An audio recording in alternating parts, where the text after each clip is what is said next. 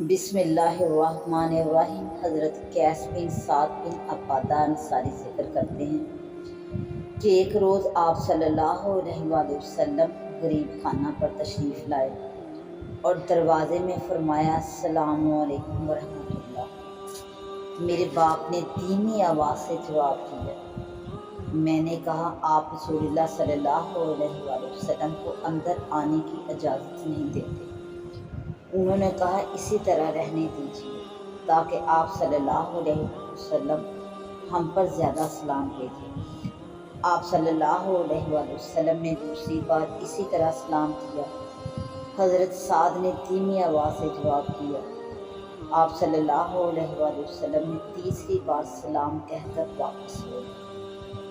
حضرت سعد آپ کے پیچھے نکلے اور عرض کیا یا رسول اللہ صلی اللہ علیہ وآلہ وسلم، میں آپ کا سلام سنتا رہا اور دھیمی آواز سے جواب دیتا رہا تاکہ آپ ہم پر زیادہ سلام بھیجیں۔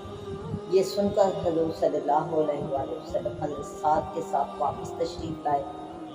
آپ صلی اللہ علیہ وآلہ وسلم نے حضرت سعد کی دربار پر رخصت فرمایا۔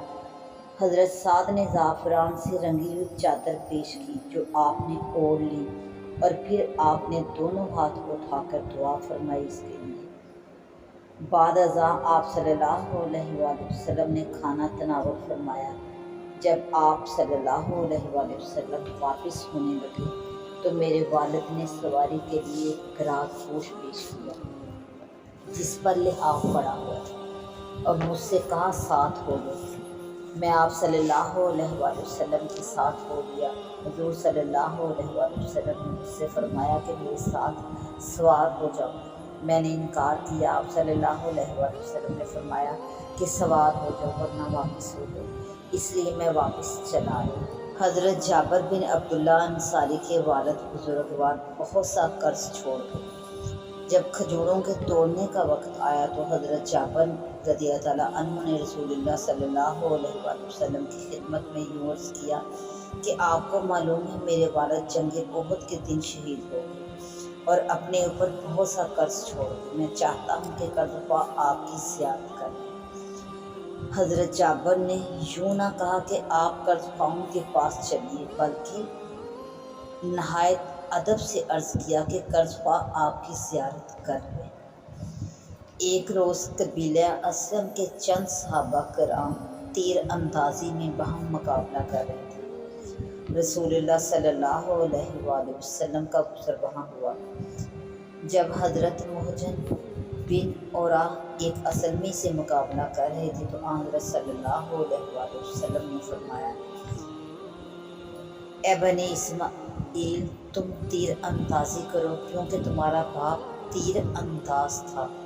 تم تیر پھینکتے جاؤ، میں ابن عروہ کے ساتھ ہوں۔ یہ سن کر حضرت نزلہ بن عبید اسلمی نے اپنے ہاتھ سے کمان پھینک دی اور عرض کیا جب آپ صلی اللہ علیہ وآلہ وسلم ابن عروہ کے ساتھ ہیں تو میں اس کے ساتھ تیر نہیں پھینکتا، کیونکہ جس کے ساتھ آپ صلی اللہ علیہ وآلہ وسلم ہیں وہ مغلوب نہیں ہو سکتا۔ یہ سن کر آپ صلی اللہ علیہ وآلہ وسلم نے فرمایا کہ تم تیر اندازی کرو، میں تم سب کے ساتھ ہوں۔ جب حضرت صلی اللہ علیہ وآلہ وسلم ہجرت فرما کر مدینہ منورہ میں رونق افروز ہوئے تو آپ صلی اللہ علیہ وآلہ وسلم نے حضرت ابو ایوب انصاری کے مکان میں قیام فرمایا۔ آپ مکان کے نیچے کے حصے میں ٹھہرے اور ابو ایوب ماں عیاق اوپر کے حصے میں رہے۔ ایک رات ابو ایوب بیدار ہوئے اور کہنے لگے کہ ہم رسول اللہ صلی اللہ علیہ وآلہ وسلم کے سر مبارک کے اوپر چلتے ہوئے۔ یہ کہہ کر انہوں نے اس جگہ سے ہٹ کر ایک جانب میں رات بسر کی۔ پھر صبح کو حضرت صلی اللہ علیہ وآلہ وسلم سے عرض کیا۔ حضور اقدس صلی اللہ علیہ وآلہ وسلم نے فرمایا کہ نیچے کے حصے میں میرے واسطے آسانی ہے۔ انہوں نے عرض کیا میں اس چھت پر نہیں چڑھتا جس کے نیچے آپ ہوں۔ بس حضرت صلی اللہ علیہ وآلہ وسلم اوپر کے حصے میں تشریف لے گئے اور ابو ایوب نیچے کے حصے میں چلے آئے۔ ابو ایوب رضی اللہ تعالیٰ عنہ حضور صلی اللہ علیہ وآلہ وسلم کے لیے کھانا بھیجا کرتے۔ جو بچ کر آتا خادم سے دریافت کرتے کہ طعام میں حضور اقدس صلی اللہ علیہ وآلہ وسلم کی انگلیاں مبارک کس جگہ تھی، پھر اسی جگہ سے کھاتے۔ ایک روز کھانا تیار کیا گیا جس میں لہسن تھا۔ جب کھانا واپس آیا تو حضرت ابو ایوب انصاری رضی اللہ عنہ نے حسب معمول خادم سے حضور صلی اللہ علیہ وآلہ وسلم کی انگلیوں کی جگہ دریافت کی۔ جواب ملا کہ آپ صلی اللہ علیہ وآلہ وسلم نے کھایا ہی نہیں۔ یہ سن کر ابو ایوب ڈر گئے اور اوپر جا کر عرض کیا، کیا یہ لہسن حرام ہے؟ آپ صلی اللہ علیہ وآلہ وسلم نے فرمایا کہ حرام تو نہیں، لیکن میں اسے پسند نہیں کرتا۔ یہ سن کر انہوں نے عرض کیا کہ میں بھی اس چیز کو ناپسند کرتا ہوں جسے آپ ناپسند کرتے ہیں۔ آپ صلی اللہ علیہ وآلہ وسلم کی کراہت کی وجہ یہ کہ آپ کے پاس فرشتے اور وحی آیا کرتی تھی۔ حضرت حذیفہ رضی اللہ تعالیٰ عنہ فرماتے ہیں کہ جب ہم رسول اللہ صلی اللہ علیہ وآلہ وسلم کے ساتھ شریک طعام ہوتے تو ہم طعام میں ہاتھ نہ ڈالتے۔ فرماتے ہیں کہ جب ہم حضرت صلی اللہ علیہ وآلہ وسلم کے ساتھ کھانے میں شریک ہوتے تو کھانے میں ہاتھ نہ ڈالتے، یہاں تک کہ رسول اللہ صلی اللہ علیہ وآلہ وسلم پہلے شروع فرماتے اور اپنا دست مبارک اس میں ڈالتے۔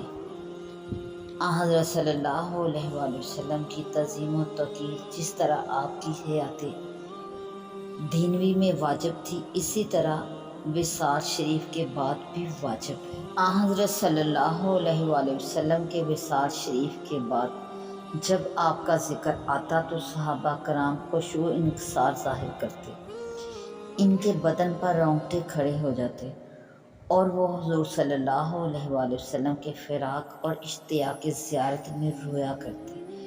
یہی حال بہت سے تابعین کا تھا۔ امام مالک رحمۃ اللہ فرماتے ہیں کہ میں ایوب سختانی، محمد بن منقدر تیمی، امام جعفر صادق، عبد الرحمن بن قاسم بن محمد بن ابی بکر صدیق، عامر بن عبداللہ بن زبیر، صفوان بن سلیم اور امام محمد بن مسلم ظاہری سے ملا کرتا تھا۔ میں نے ان کا یہ حال دیکھا کہ جب رسول اللہ صلی اللہ علیہ وآلہ وسلم کا ذکر آتا تو ان کا رنگ زرد ہو جاتا، وہ شوق زیارت میں رویا کرتے، بلکہ بعض تو بے خود ہو جایا کرتے۔ امام مالک نے اپنی تمام عمر مدینہ منورہ میں بسر کی، ادب کی وجہ سے کبھی مدینہ شریف کے حرم کی حد میں بول و براس نہیں کیا۔ امام شافعی رحمۃ اللہ کا بیان ہے کہ میں نے امام مالک کے دروازے پر کئی ایسے خراسانی گھوڑے اور مصری خچر دیکھے کہ جن سے بہتر میں نے نہیں دیکھے۔ میں نے امام مالک رحمۃ اللہ سے کہا کہ یہ کیسے اچھے ہیں؟ انہوں نے کہا یہ سب میری طرف سے آپ کے لیے ہدیہ ہے۔ میں نے کہا اپنی سواری کے لیے ان میں سے کچھ رکھ لیں۔ انہوں نے کہا مجھے اللہ سے شرم آتی ہے کہ اس زمین کو جس میں رسول اللہ صلی اللہ علیہ وآلہ وسلم ہیں اپنے گھوڑے کے سموں سے پامال کروں۔ ایک شخص نے کہا کہ مدینہ طیبہ کی مٹی خراب ہے۔ امام مالک نے فتویٰ دیا کہ اسے 30 دھرے مارے جائیں اور قید کیا جائے، اور فرمایا کہ ایسا شخص تو اس لائق ہے کہ اس کی گردن ماری جائے۔ وہ زمین جس میں اللہ کے رسول صلی اللہ علیہ وآلہ وسلم آرام فرما ہے، اس کی نسبت وہ گمان کرتا ہے کہ وہ خراب ہے۔ حضرت احمد بن فضلیہ رحمۃ اللہ بڑے غازی اور تیر انداز تھے۔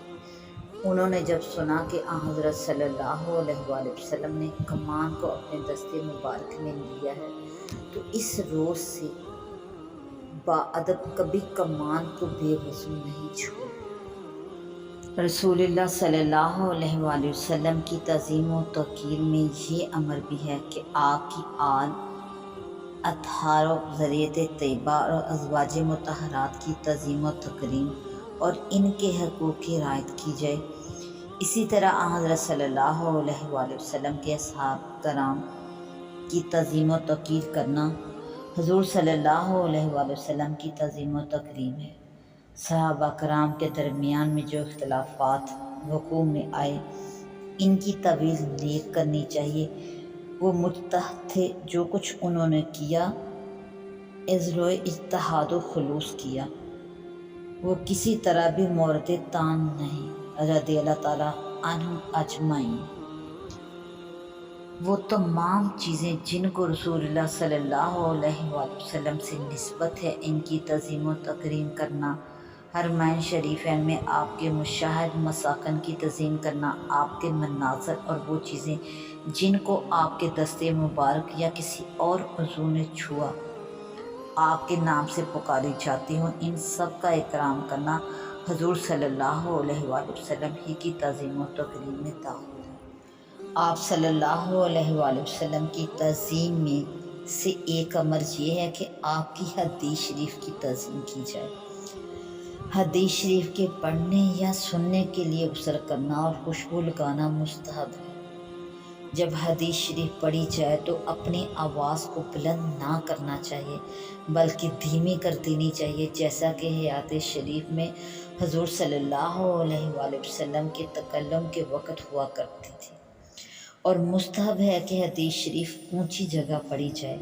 حدیث شریف پڑھتے پڑھاتے وقت کسی کی تعظیم کے لیے اٹھنا مکروہ ہے۔